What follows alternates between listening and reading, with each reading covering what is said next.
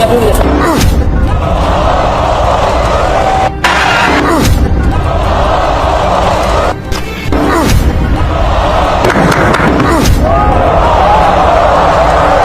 niyong sundan, huwag magpapahuli.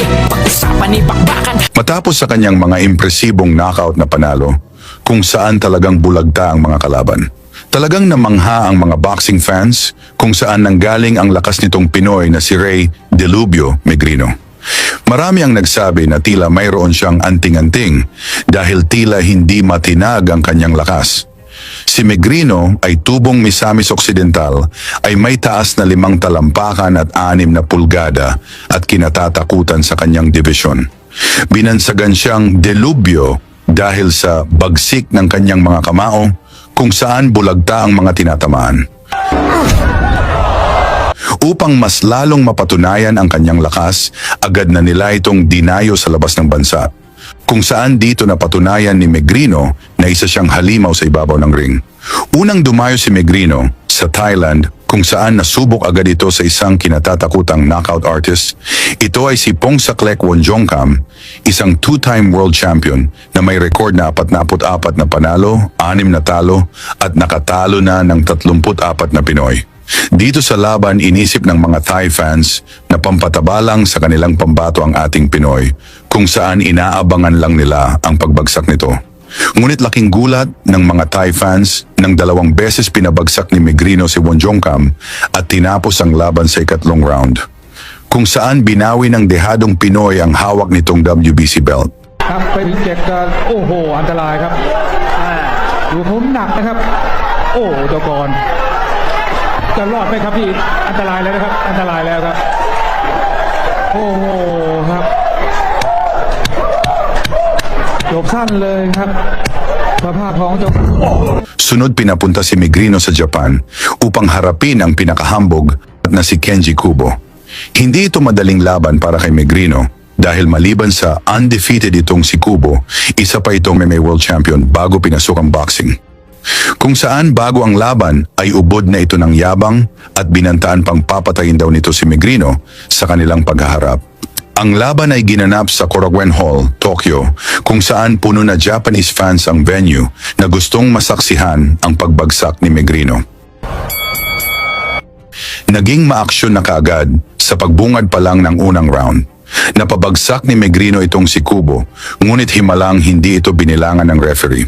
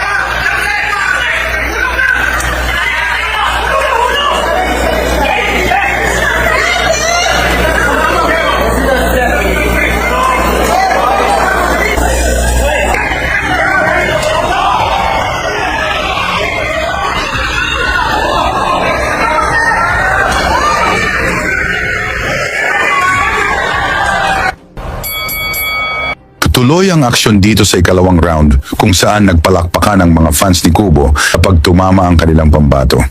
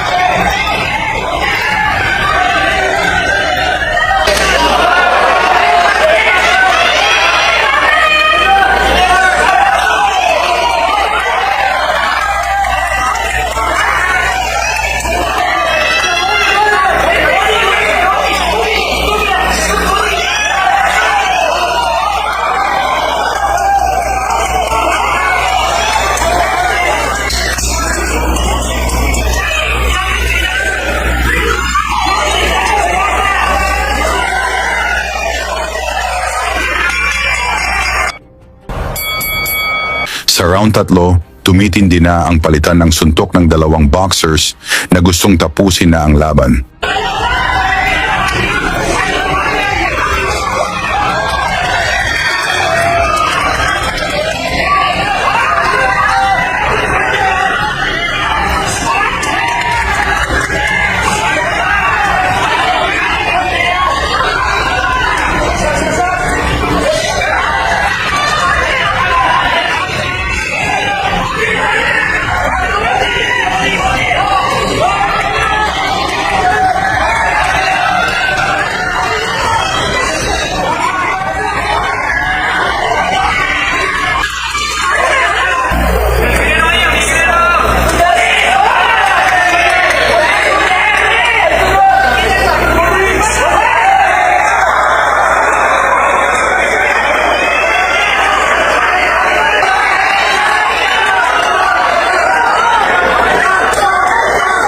Mula sa solidong kanan ni Megrino ang tumama. Bagsak si Kubo ngunit nakatayo pa ito at lumalaban.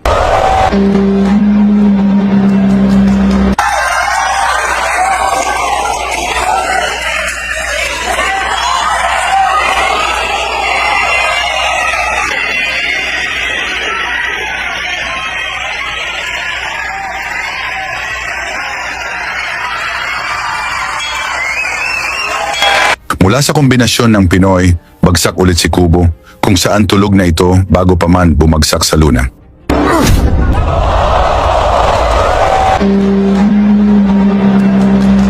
Dahil dito pinag-uusapan na ang lakas ni Megrino sa buong Japan. Dahil sa kagustuhang makabawi ng Thailand, muli nilang hinamon ang Pinoy na si Megrino at dito ay inilabas na nila ang kanilang pangmalakasang champion. Ito ay si Aikarthit Kanyaprom. Naganap ang sagupaan sa harap ng libu-libong mga Chinese sa Hong Kong Convention Center. Sa umpisa ng laban, malalakas na suntok na kaagad ang pinakawalan ng dalawang boksingero na gustong tapusin ng maaga ang laban.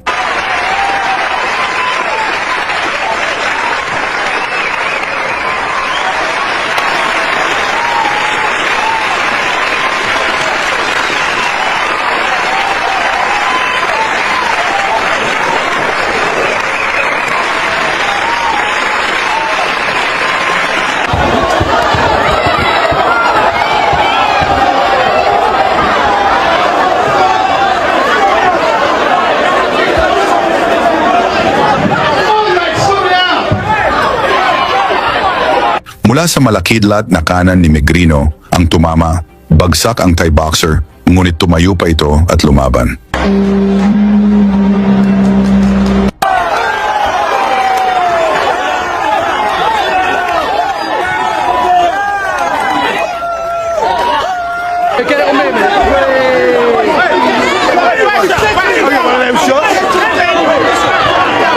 Mula sa malakas na pinakawalan ng Pinoy, bagsak ulit si Kanyaprom kung saan diretsyo na itutulog na para bang hinampas ng maso. Talagang nagulat ang mga insek kung saan nanggaling ang lakas ni Megrino. Dahil gustong masaksihan ulit ng mga Chinese ang lakas ni Megrino, nagbigay sila ng malaking papremyo upang magbalik si Megrino. Ngunit sa pagkakataong ito, itinapat na nila sa prospect ni Baba Rum. Ito ay ang Indonesian knockout artist na si Jason Butar-Butar na binansagang Tyson dahil kasing lakas daw nito sumuntok ng heavyweight champion na si Mike Tyson. Kaya sa laban na ito, nandun mismo si Bob Arum ng Top Rank Promotions upang saksihan kung paano pababagsakin ng kanyang bata itong ating Pinoy. Sa unang round, maagang nagpasikat kaagad itong si Butar-Butar upang ma-impress ang kanyang lolong si Bob Arum. Ngunit naingat na pinag-aralan lang ito ng ating Pinoy na si Megrino.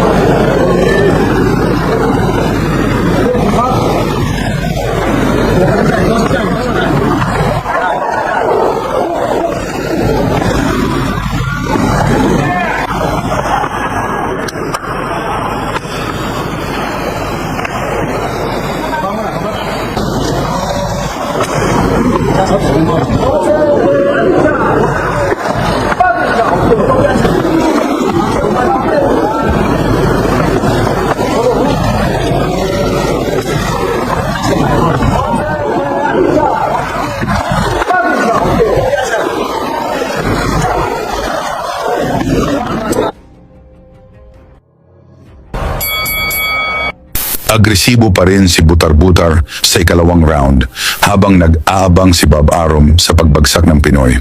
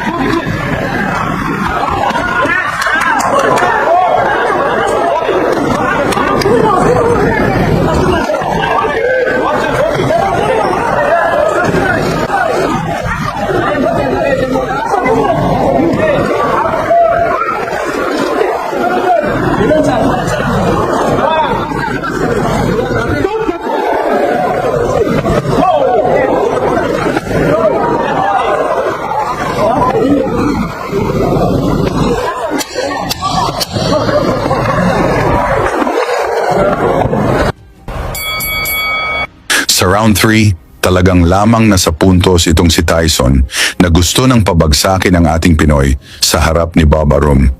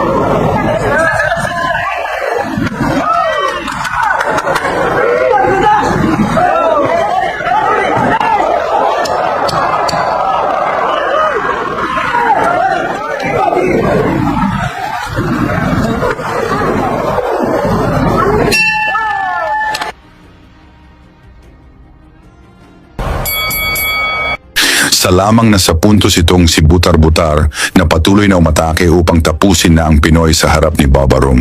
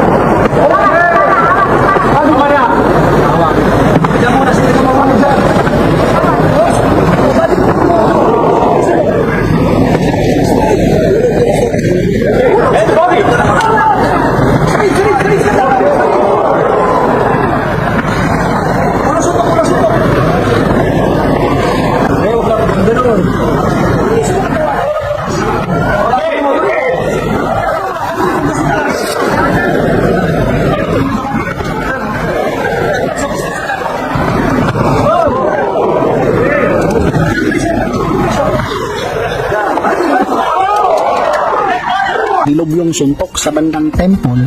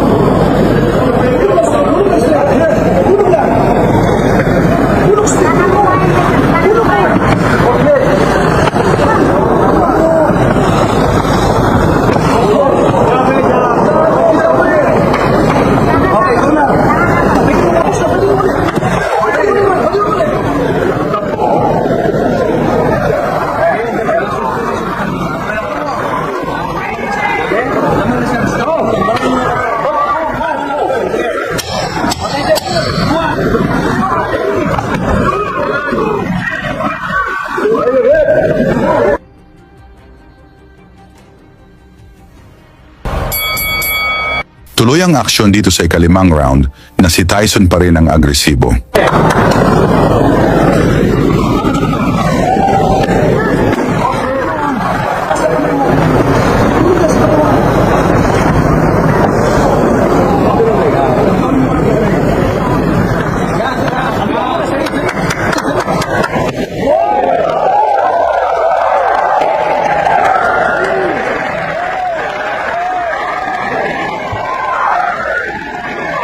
Mula sa solidong pinakawalan ni Megrino, bagsak si Tyson, kung saan diretso itutulog, kung saan kailangan pa itong tulungan ng referee upang makahinga at agad nila itong sinugod sa ospital.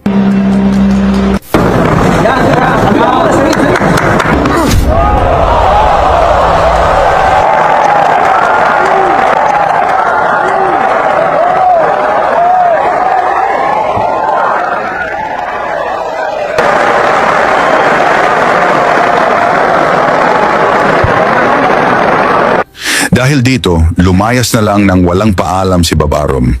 Dahil humanga ang Chinese fans kay Megrino, muli siyang pinabalik sa Hong Kong. Sa pagkakataong ito, isang hapon ang gustong maipaghiganti ang kababayan. Ito ay ang Japanese star, si Yuki Kobayashi, na binansagang strong dahil sa kanyang tibay at lakas ng mga suntok.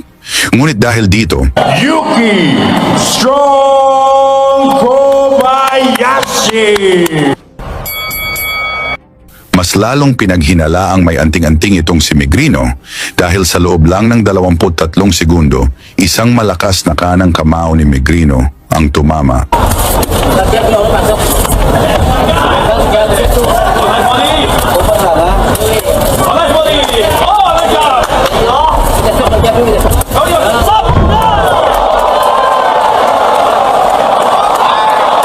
Tulog na agad si Kobayashi.